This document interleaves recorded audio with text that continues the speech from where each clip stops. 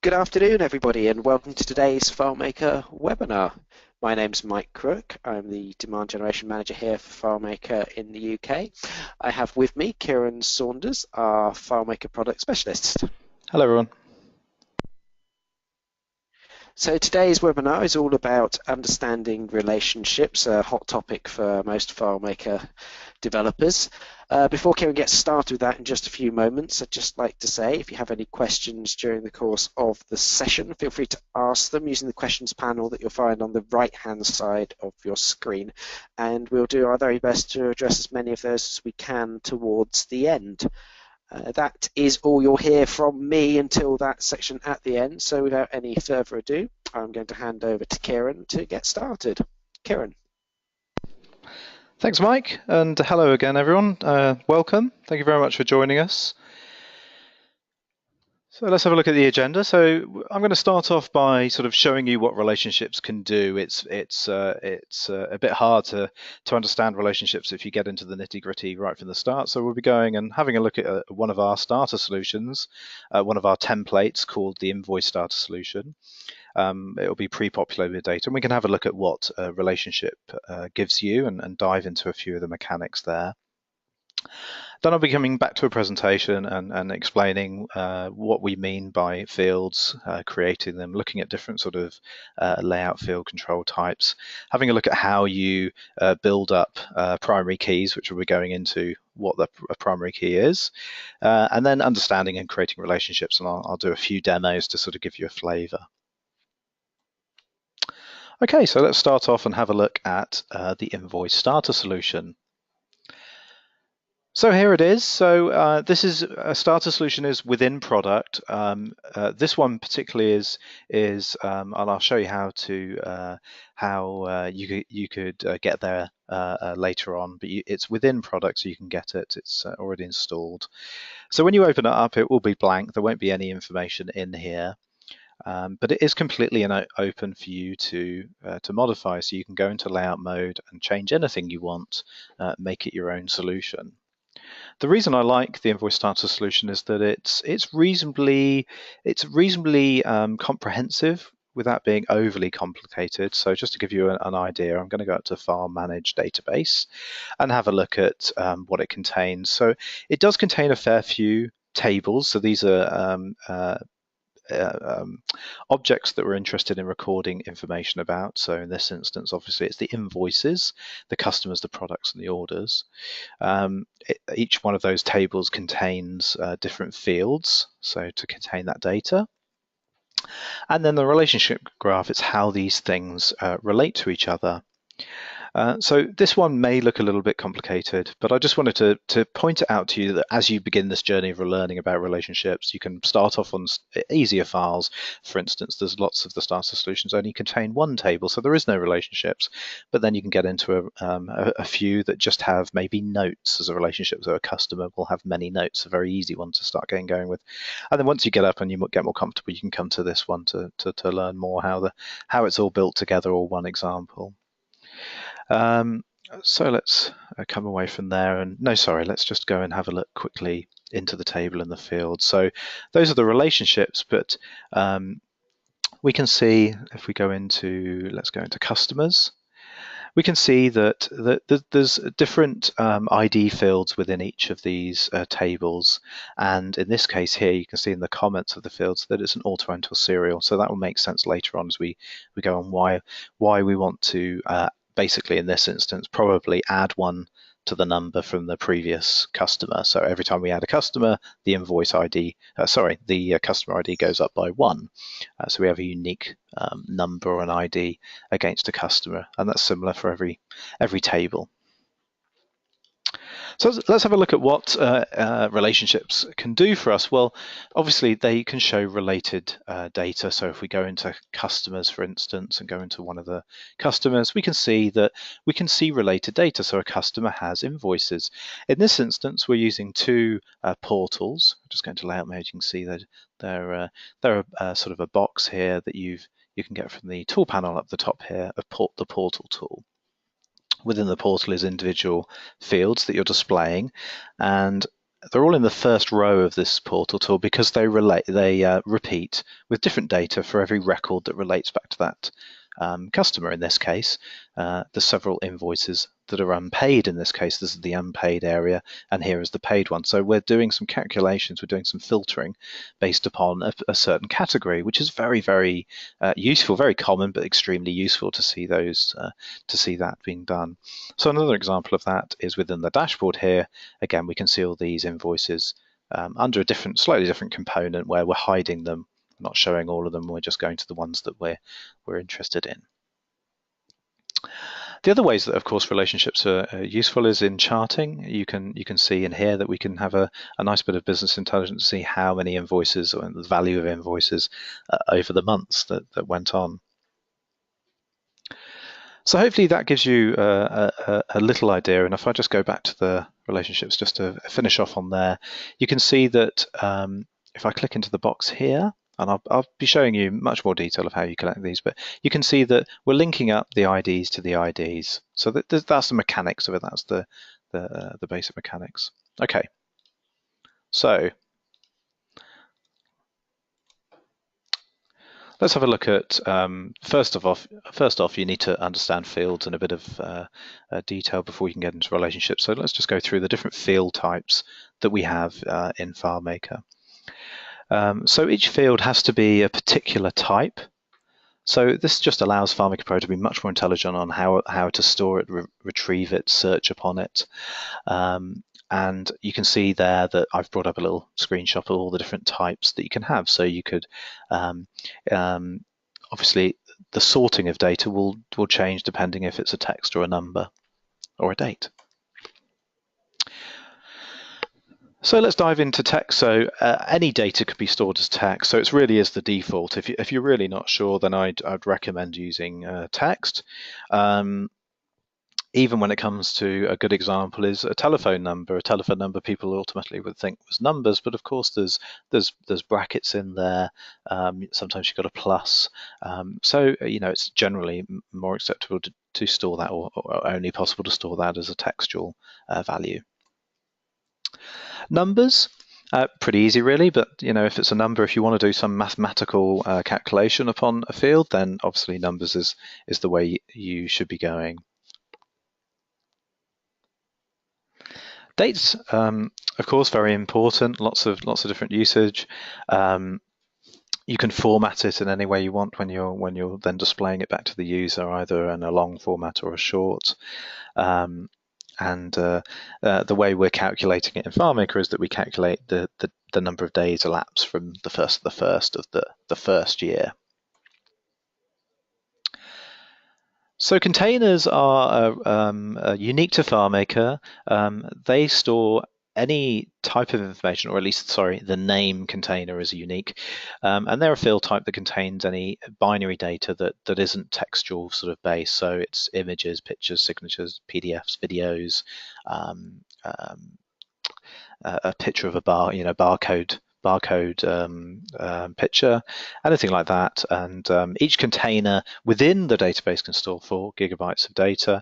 But if you're using another technique, which is to have the files separated from the database on the same server, but on the file system, it's unlimited to how much storage you've got on that server. So let's have a quick look at importing, just in case you've never seen how to import some data from a spreadsheet into FileMaker, and then we'll see how the mechanics of just connecting up that data. So I've got 2 spreadsheets in here, one full of customer data, and the first line has the labels for the data. And the important thing to notice for the relationships is that we have got a customer number with a unique number going down for each customer. Customers in this case also then have works orders, and again, that important customer number is in the works order, so we can relate back to the customer what jobs were being done. So this has been done in a spreadsheet, very manual. Every time a works order was created, you'd have to look into the other spreadsheet, find the customer number, and manually type it in, which was just getting unbearable for the team. So let's look how you bring that in. So I'm going to drag the customer file in first onto the icon of FileMaker Pro. Choose field names, because then it will use that first row to build my tables for me, which is very handy. Just going to drag that onto the desktop, save it onto the desktop, and there it goes. So we've got that data being imported into FileMaker. Let's just go and have a quick look at the database side. So we've got one table, and we'll rename that, stick in the name of the file. So rename that to customers. So we've got the customers data in there with all the fields that came in, the labels that came in with them, and even FileMaker's tried to determine what type it is as well for you. So that may or may not be correct. You may want to double check that and just quickly change anything that doesn't look right. So you can change it here and hit the change button very easily, very fast. Okay. So let's go in and import the other side. So this time I'm going to do a file import from a file, and just go and select that other file, the works orders file. Similar to what we had before, but in this case it's the import field mapping dialog box. On the left hand side here we have the source, which is the spreadsheet with the source field, so the columns in the spreadsheet. On the right hand side is where we're going to put it into FileMaker, which table we're going to import it into. At the moment it's selecting the only one it's got, which is the customers. That's not what we want. We want to create a new table. And again, it's going to take the name of the spreadsheet, which you can rename if you want at future. At the moment, also FileMaker doesn't know what to call the field, so it's just giving it F1 to F6, or the total number of fields in there. Until we click this, don't import the first record. It contains the field names, and hey presto, it's done all that work for you. So let's hit the import button. And that's just under 1,500 works orders come in pretty rapidly. So let's have a look at File Manage Database again and see what we've got now. So we've got two tables now, customers and works orders, all of the fields that go along with them, customers and works orders, and we've got two representations of those datas. Now, you can add more. You can duplicate, for instance, works orders and have a whole string of relationships going on. They don't have to all be connected. And you, of course, can remove them. So these are just representations of the data. You won't be deleting data if you delete one of these. If you delete them out of the table tab, you will actually be deleting the data itself, and you'll be warned about that before you do that. So let's have a look at how the mechanics of how to hook them up, and then we'll go into much more detail about the theory of why. But the first one I would be looking into is, I'd actually be positioning the other way around because that's the way my mind works anyway, is that customers have many works orders, and the many is the important bit, and the one customer having many works orders is important. We'll come into the reasons why in a minute. So in this case, I'm just going to drag that customer number over to the customer number in the works order table, and hey presto, I've got a relationship.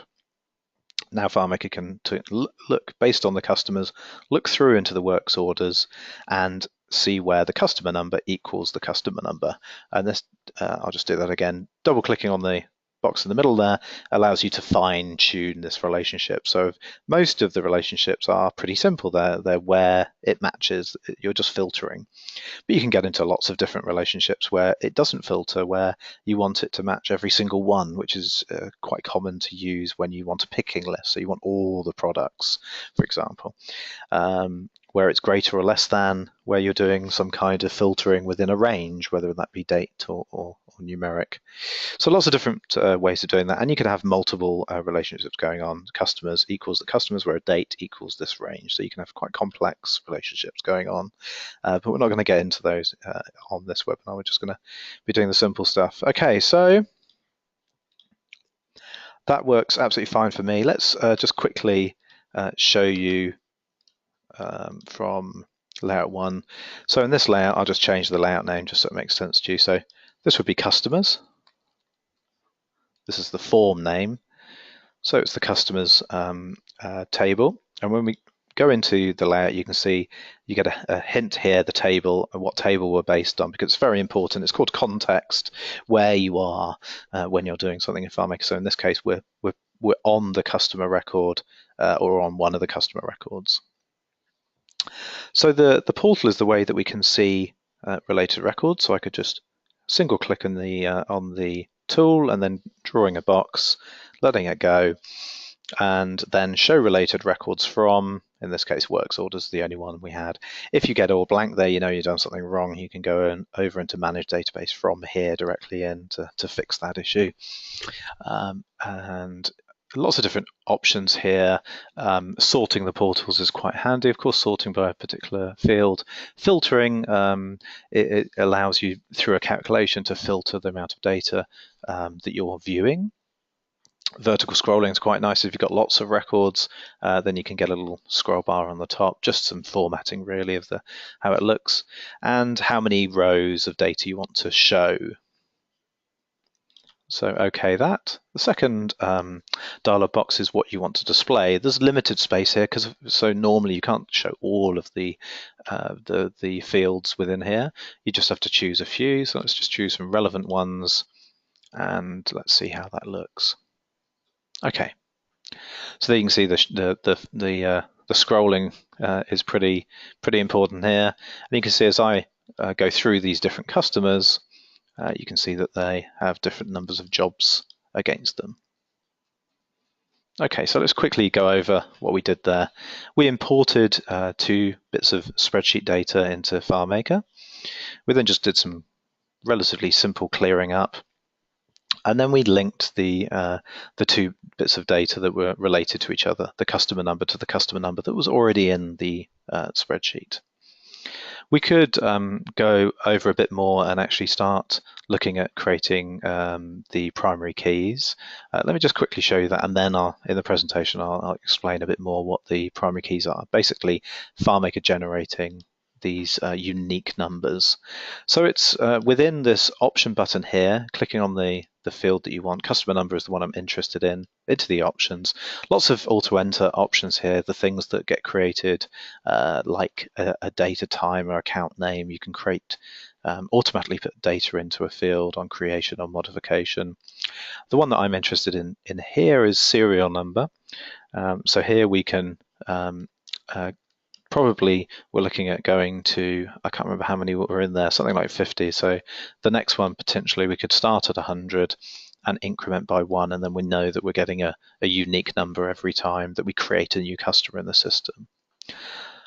Okay, so let's actually have a look at that. So if we can be on this customer number, when we go to, customer record, we go to a new record and we're creating a new customer, we can see that the customer number has incremented by 1.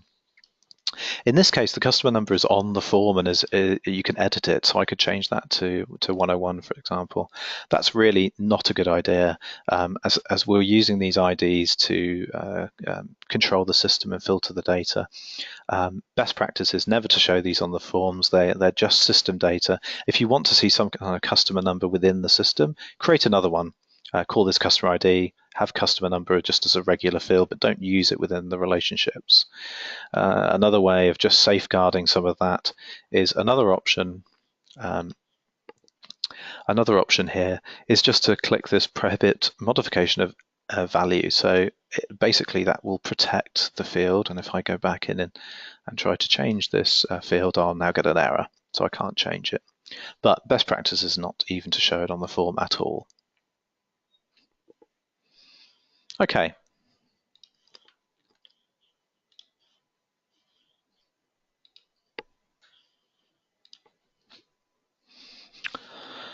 So obviously, FileMaker is a relational database management system.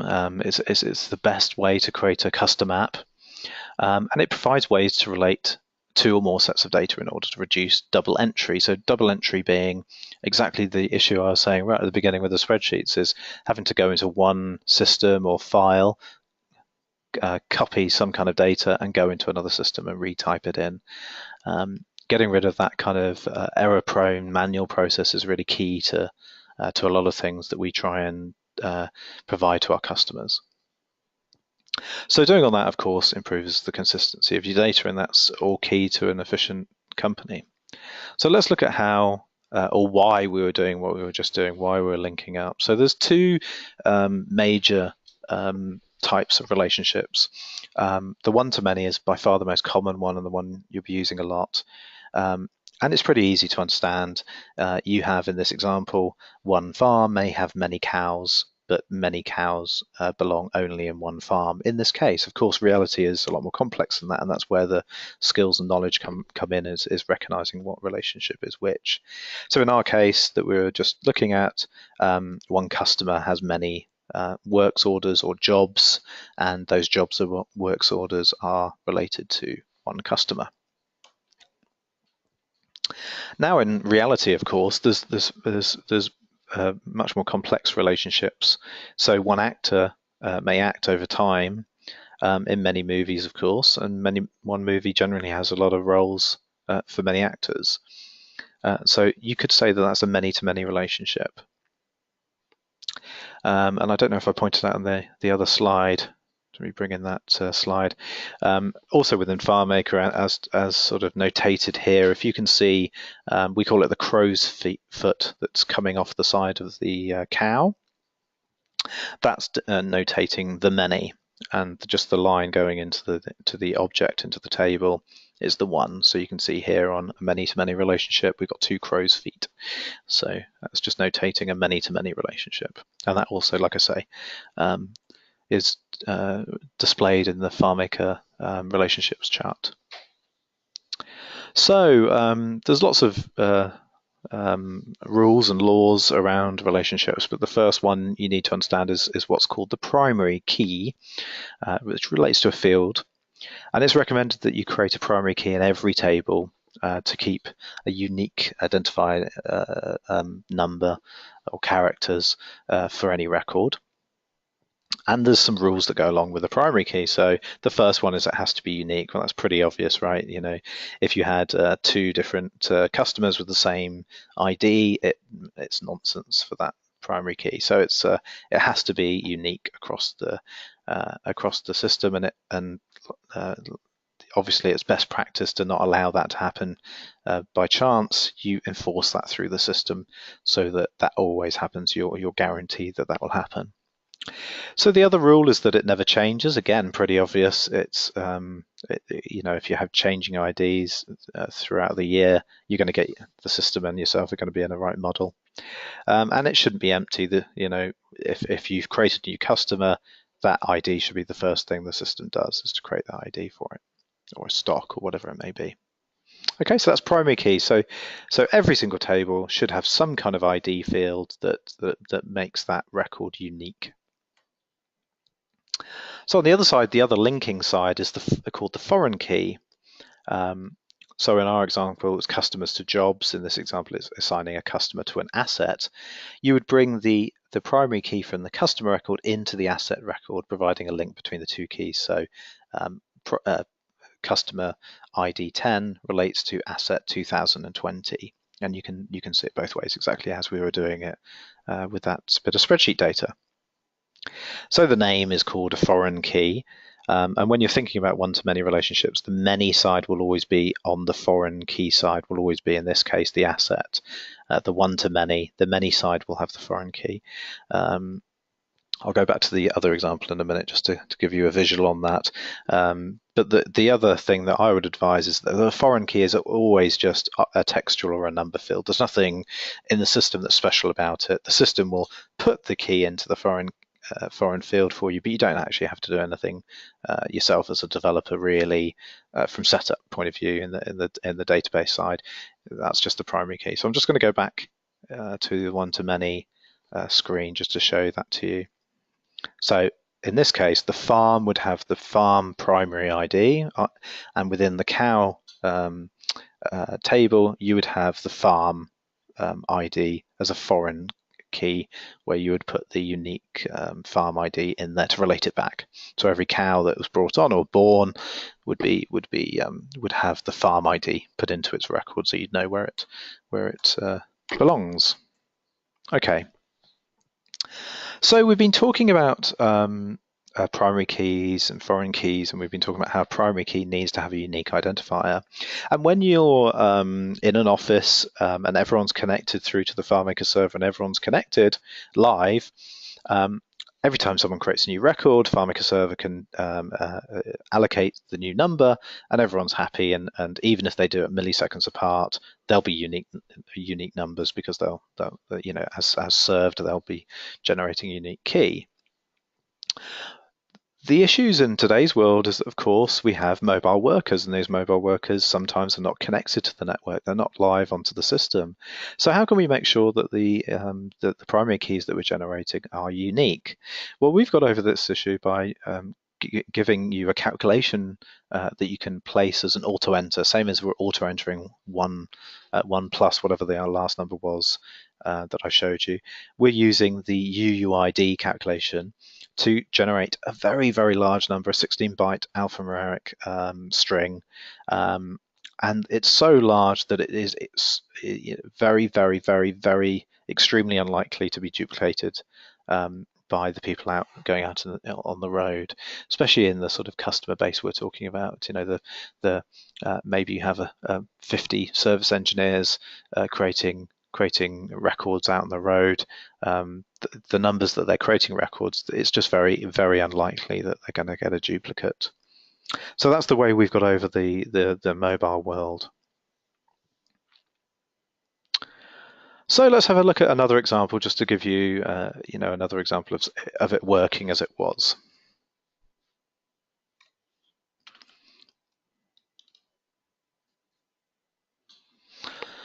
Okay, so in this case, we've got a half-built file, and if we have a look in the side, let's have a look. So we have customers and tasks. We have those fields, and we have the relationships, and there's one that I can remove there that isn't there anymore. So we've got customer and task, but what we want to see is their works orders.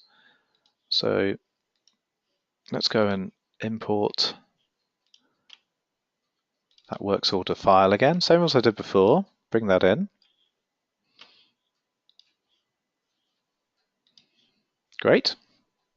So now if I go into Manage Database, we'll have those three tables. And the same again, I want to hook up customer number to get that relationship.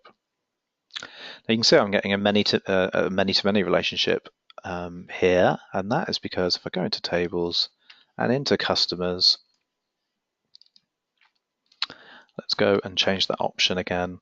And this time I'm going to do a calculated value with get UUID.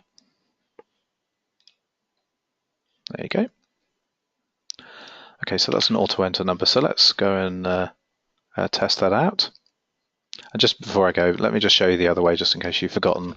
The other way of doing it is to hit that serial number checkbox and put in the next value. If it was a brand new system, starting by 1 would be fine, but because we've already got customers in, we'd need to find what the last customer number was and add 1 to it, put that into the next value, and then from then on in, you can forget about it. It'll be incremented by 1. Okay, so let's have a look. Okay, so we've got the customers. Let's go and edit that layout. Let's put a portal in there so we can see those related records. I'm going to choose works orders.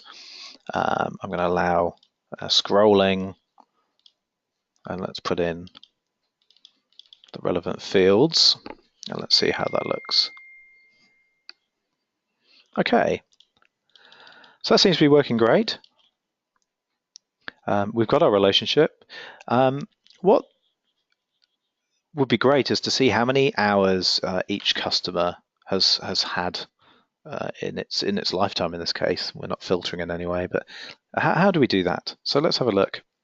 I would probably, there's several ways of doing this, but I would probably go into the works order table and I would create a summary field. So total hours. Choose a type that we didn't actually talk about, but is a summary field, and create that. And then I would create a total of hours in this case. So that would add them all up for me. Click OK, and then on the layout where to actually place this, let's grab the field picker.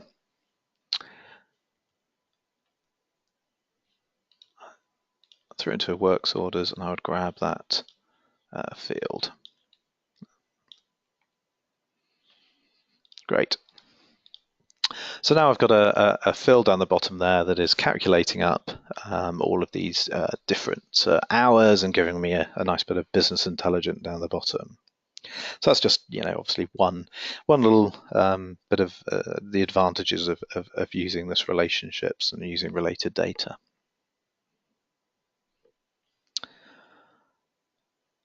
Okay. So I think that gives us a good overview, and hopefully that gave you a bit of an overview on, if we just go back, give you some visuals. So it gives you an overview of what tables are. Hopefully, we brought in some data from spreadsheets. Give you an understand of some field types, why these primary and foreign keys are so important, why in the every table should have a primary key. We should in some way make that primary key not empty, unique, and never change.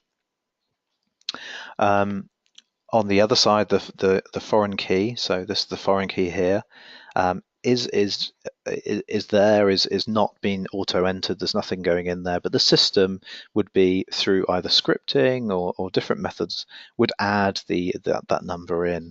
So if I just actually, that's one thing to cover off, is just one we need to go into the relationships. One technique is just to go into the relationship between these two tables, and I'm going to allow creation of records in this table via the relationship. And I'll show the result of that is this here. So put a date in there, and cutting grass, whatever the job was, and then we can put in the hours. So this is, by clicking that button within the relationship, what it's done is that every portal that's based on that relationship will now have an empty field or a way of entering a record manually through the bottom of the portal there. So that's just a very, very quick way of adding related information. Okay.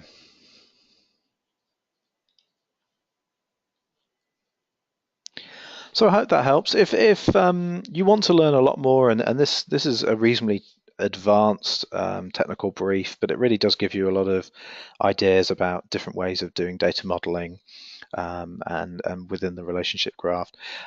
You may want to start off with the FileMaker training series Advanced to start off with. That has chapters on calculation and searching and fields, and one chapter on relationships.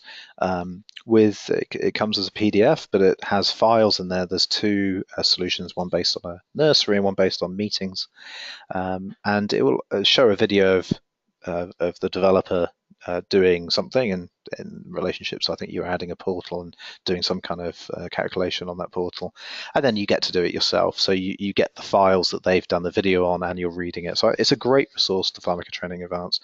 But if you've done that, and you really want to know, you're doing a big project, you want to find out some of the theories around data modeling, this is also a great technical brief. So I hope you enjoyed today, and if you're hungry for a sort of a more formal training environment and with one of our experts in the UK, Nick over at Transmedia, very knowledgeable, runs courses. Have a look on their website. They're Adobe and an Apple authorized training center, as well as being a FileMaker Platinum partner. They run courses in Bristol, Greenwich, and Tottenham Court Road. So check out transmedia.co.uk if you're looking for a more formal training setting.